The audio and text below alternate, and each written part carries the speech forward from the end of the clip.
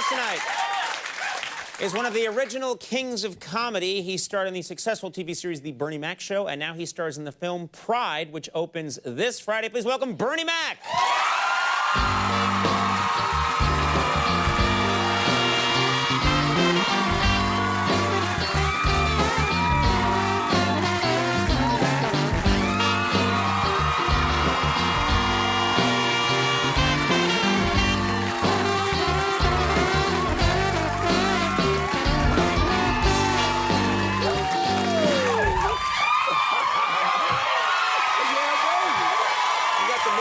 Yes, sir. You have the moves.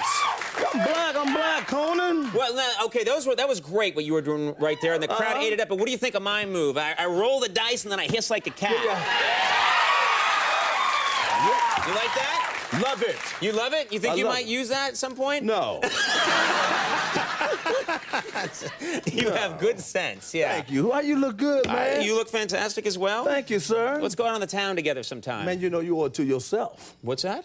You owe it to yourself. I'm a party animal. Yeah, yeah. In a conservative kind of way. You are. So you're a party animal, but you don't get too crazy. Is that what you're saying? No, I'm very reserved. Yeah. I do it within the means of us. In the means of us. We're men. Okay, well...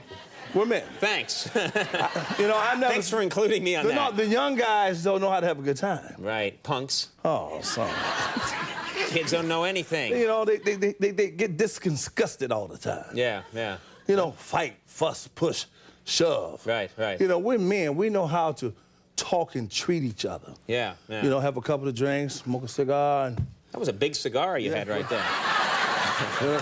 You don't fool around. You know what? Now, so much to talk about. I want to talk about something. I have two very young children. Okay. I have a 3.5-year-old and 1.5-year-old, and you are now seen as kind of the master, the man who really, you know, if you have questions about parenting, you go to Bernie Mac. You know what I mean? It was a big part of your television show and your act. You know how to treat children and how to bring them up. You give great advice. You say you got two, right? Yeah, two kids. kids. How old? 3.5-year-old girl and a 1.5-year-old boy. You can't trust kids, Conan. What kind of advice is that? I'm telling you, you can't trust kids. Can't trust them. You can't trust the 3-year-old is the girl, right? Yeah, that's right. And let them fight. Let them fight. Let them scuffle. But you see, whenever they start to scuffle, I thought you're supposed to separate them and say, don't do that. When the wife come in. Yeah. When the wife come in. You know, you let them get it on. Let them get it on. Then when mama come in, stop. You know, real quick. So when mom's not around, really let them go at it. Let them go at it. Why? Because they deserve it. You know, kids ain't no good. You can't trust them. Right. See, the girl gonna be with you. Right. See, the little boy, the stool pitcher. Oh, yeah, because the girl likes dad. Not only does she like dad, see, she's sensitive, too. Right. See, I took my little girl when she was about 3. I took her to the store, and I saw an old classmate. And I got out the car, and I said, hey, girl, you know, we greeted each other, and I hugged her and everything, and she kissed me on the cheek. I went in the store and got all the goods, and I came out. My daughter was sitting on the armrest, acting like she was a wife. You know, she wouldn't speak to me. Really? Yeah. She had attitude, and I said, baby, what's your problem? She said, I saw you kiss that woman. And I said, I ain't kissed no doggone woman. Right. And I had to explain to her that the girl went to school with me. Right. So now I had to go back in the store to get her some now-laters to blackmail. You know? You had to get her some candy to just so keep she her could quiet. be quiet. So she sucked all the way home. Yeah. I'm gonna tell you how two-faced she is. She sucked all the way home. As soon as she got through the door, she ran to my wife. I saw Daddy kissing another girl at the store. After the candy was gone. After the candy, no good. I'm telling you, let them fight. Let them fight and let them beat each other senseless. Yeah, let them fight. Now, I got a question for you. What you got? There's another question. You're a grandfather now. Yes, I am. And you look great. You're obviously in good shape. Yes, I am. Do you ever, when you think about being a grandfather, do you ever feel old? Does it ever get to you? Do you ever feel like an older man? You know what the problem is? I've always been athletic. But see, the new jacks, the new guys, they're making it bad for us. They're taking Viagra for no reason. See, you know, It's true. I'm serious. Yeah. And we always was ready. You know, we was ready at prayer. We was ready. You know what I mean? We're men. We're men. We're men. We're men. But see, now they taking Viagra and they going to Cialis for no doggone reason. Right. And all that kind of stuff. Now the women think that's the way it's supposed to go. No, man, 4 minutes. That's enough. That's all you need. That's all you need. You know, don't. So they're getting accustomed to you know, it's wrong. Now we start taking it, we're gonna have a heart attack or something, you know, and then that's the end of our thing, man. Just 3-4 minutes is good for the soul. Right. Trust me. Right. Trust me. I've been doing 3-4 minutes for the last 8 years now. It works. Yeah. I'm telling you. You seem very confident, too. Very confident. Very confident. Yeah. Love making is an art form. It's something that you can't cheat. You can't cheat. You can, yeah. Well, you know, I'm telling you, Bernie. I'm telling you. Sometimes you can sort of, you know. Okay. Yeah, You're a smart man. Yeah, but no, not really. It's more out of a desperation move. But you're confident. You're confident in your love-making abilities. Yeah, man. I'm a connoisseur of love. You know what I mean? I know how to touch. I know where they like it so much. You know what I mean? Oh my God! It even rhymes. Yeah. I'm a poet. I thought you know it. You know, and I come from a hip place, man. Yeah. See, I came from an era, a generation where we kissed. Yeah. They don't kiss anymore. No. They get right into it. They just take one leg out and just do their thing.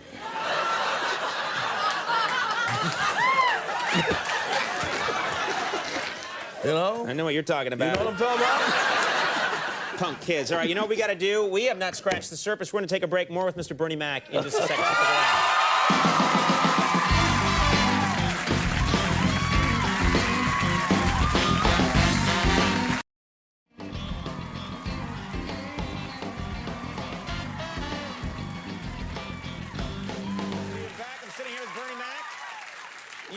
You just wrapped Ocean's 13. I sure did. And I got to ask you, you know, what's the experience like working with Mr. George Clooney? Did you enjoy working with this man? I sure did. Clooney is a sweetheart, ladies and gentlemen, and he's a practical joker.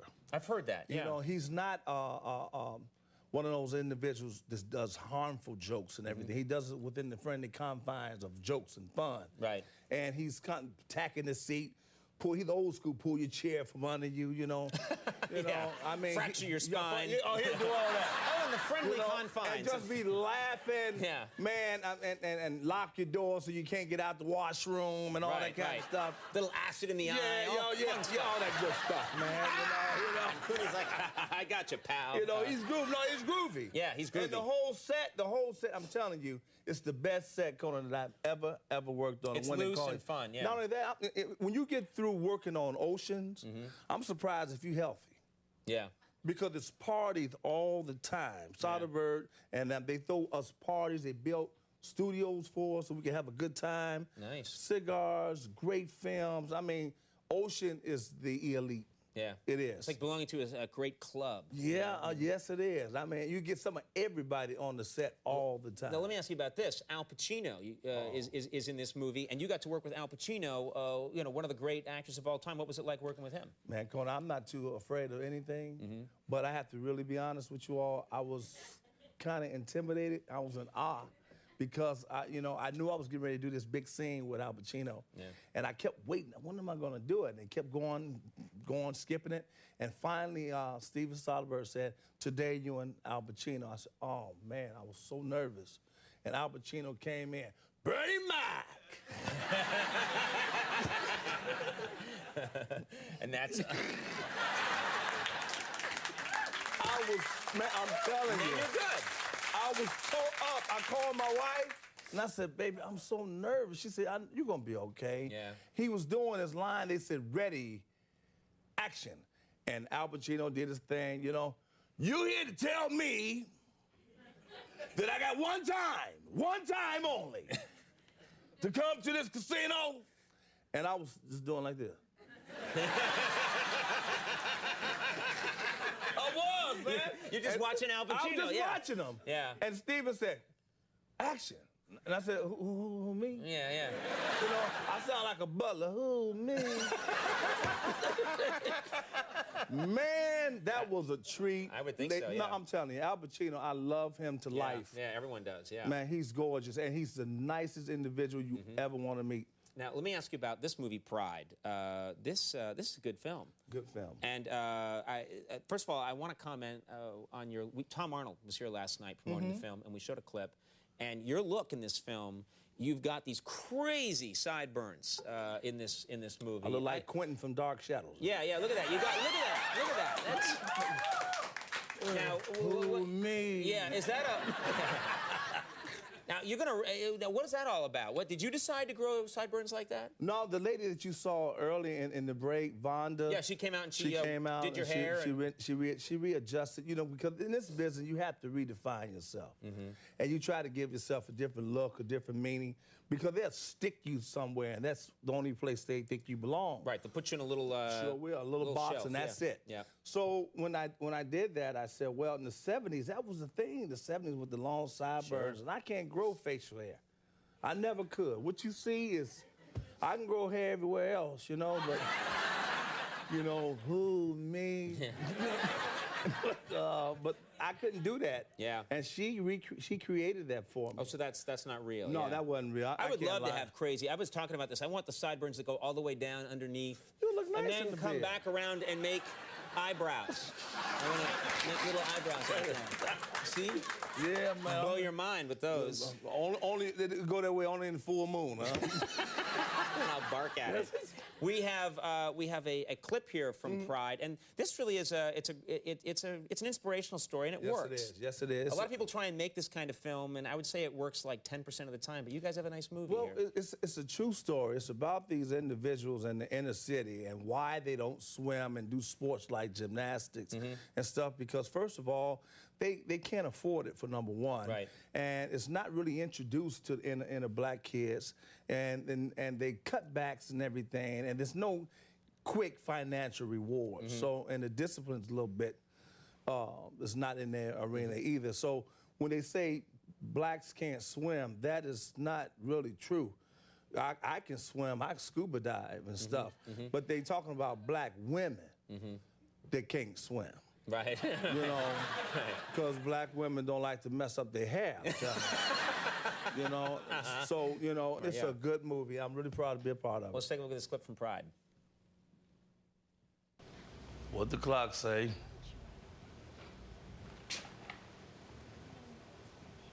What the clock say? Man, and it don't say nothing at all.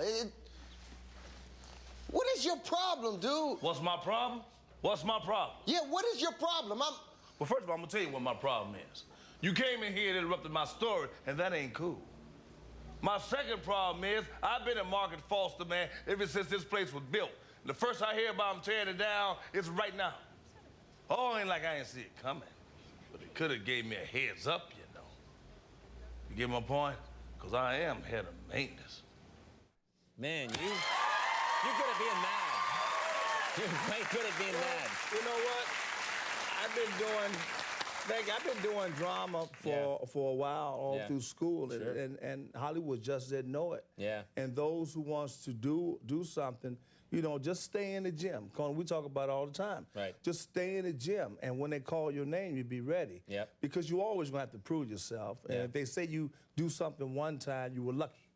And if you do it again, well, that was a nice role for them. Right. So, you know, you just keep doing that stuff. Don't bother me. I love what I do, and I love entertaining them. So, it's a good feeling. Well, folks, Pride opens this Friday. Bernie Mac, thank you so much. Great job. Always nice to see you. He's a good man.